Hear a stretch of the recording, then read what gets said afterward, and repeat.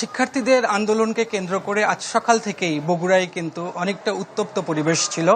একেবারে সকালের দিকে সকাল 10টায় বগুড়া শহরের 0.7 মাথায় জেলা যুবলীগের নেতাকর্মীরা সেখানে অবস্থান নিয়েছিলেন। তার কিছুক্ষণ পরে আন্দোলনকারী শিক্ষার্থীরা তারা কিন্তু মিছিল সহকারে শহরের 0.7 মাথায় তারা অবস্থান নেওয়ার চেষ্টা করেন এবং সে সময় কিন্তু তাদের মধ্যে ধাওয়া পাল্টা ধাওয়ার ঘটনা ঘটে।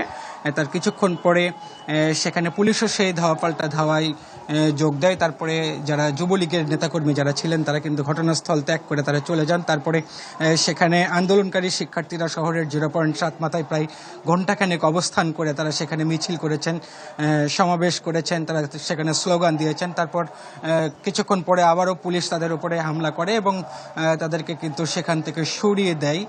তবে তারপর থেকে এখন পর্যন্ত বগুড়া শহরের বিভিন্ন অলিগলিতে কিন্তু যারা আন্দোলনকারী শিক্ষার্থী যারা আছেন তারা অবস্থান নিয়েছেন। আমরা যে জায়গায় আছি বগুড়া বড়গোলা, সেই বড়গোলাতেও কিন্তু আমরা সকাল থেকে আন্দোলনকারী শিক্ষার্থীদের আমরা সেখানে মিছিল করতে দেখছি এবং আন্দোলনকারী শিক্ষার্থীদের উপরে পুলিশের পক্ষ থেকে টিয়ার শেল, সাউন্ড গ্রেনেডও নিক্ষেপ করা হয়েছে এবং আন্দোলনকারী শিক্ষার্থীরাও কিন্তু পুলিশের দিকে তারা আক্রমণ করেছে। আর আমরা যেটা জানতে পেরেছি যে বগুড়ার দুপচাচিয়ায় থানা ঘেরাওয়ের চেষ্টা করেছিলেন আন্দোলনকারী শিক্ষার্থীরা, সেখানে একজনের নিহত হওয়ার খবর পেয়েছি। এছাড়া বগুড়া শহরে পুলিশের সাথে সংঘর্ষে আরও 2 জনের মৃত্যুর খবর বগুড়া শহীদ জিয়া রহমান মেডিকেল কলেজ হাসপাতালের যিনি উপপরিচালক ডক্টর আব্দুল ওয়াদুদ নিশ্চিত করেছেন। এছাড়া বগুড়ার শহরের যিনি এমপি স্থানীয় সংসদ সদস্য রাগিবুল হোসেন রিপুর বাড়িতেও আগুন দেওয়ার চেষ্টা করা হয়েছে এবং বগুড়া জেলা আওয়ামী লীগের কার্যালয়ের পাশাপাশি আরও 2-1টি স্থাপনাতেও আগুন দেওয়ার চেষ্টা করা হয়েছিল। তবে এখন পর্যন্ত বগুড়ার বিভিন্ন জায়গায় আমরা আন্দোলনকারী শিক্ষার্থীরা স্লোগান দিচ্ছেন, সেটা আমরা দেখতে পাচ্ছি। আমার কাছে বগুড়া থেকে এই ছিল সর্বশেষ। দর্শক, এবার কুমিল্লা থেকে সেখানকার সবশেষ পরিস্থিতি জানবো সহকর্মী জাহিদুর রহমানের কাছ থেকে।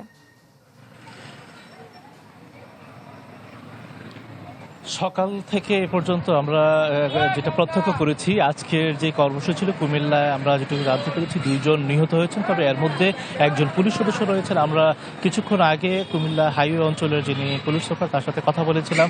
তার কাছ থেকে আমরা যেটুকু জানতে পেরেছি যে দুপুরের দিকে আন্দোলনরত যারা শিক্ষার্থী রয়েছেন তারা ইলিয়টগঞ্জ হাইওয়ে পুলিশ ফাঁড়িতে ঢুকে আপনার সেখানে যাওয়ার পর আমরা যেটুকু জানতে পেরেছি যে আপনার সেখানে হাইওয়ে পুলিশের যে ফাঁড়ি সেখানে প্রথম তলায় প্রথমে ভাঙচুর করা হয়, পরবর্তীতে দ্বিতীয় তলায় ভাঙচুর করা হয়। এক পর্যায়ে পুলিশ কনস্টেবল এরশাদ নামে একজনকে টেনে হিস্টে ফাঁড়ির বাইরে নিয়ে আসা এবং তাকে সেখানে পিটিয়ে হত্যা করা হয়।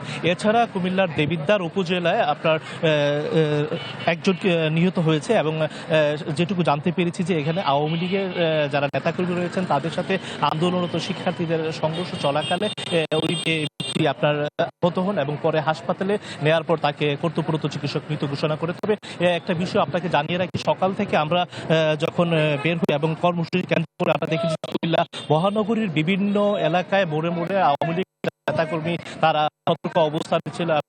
ঢাকা চট্টগ্রাম মহাসড়কে আপনার আলেখারচর এলাকায় আওয়ামী লীগের কর্মীদের সাথে শিক্ষার্থী রয়েছে তাদের পাল্টা ধাওয়ার ঘটনাও ঘটেছে। আমরা যেটুকু জানতে পেরেছি আওয়ামী লীগ নেতাকর্মী এবং আন্দোলন শিক্ষার্থী তারা পৃথক স্থানে অবস্থান নিয়েছেন। এই এখান থেকে সর্বশেষ।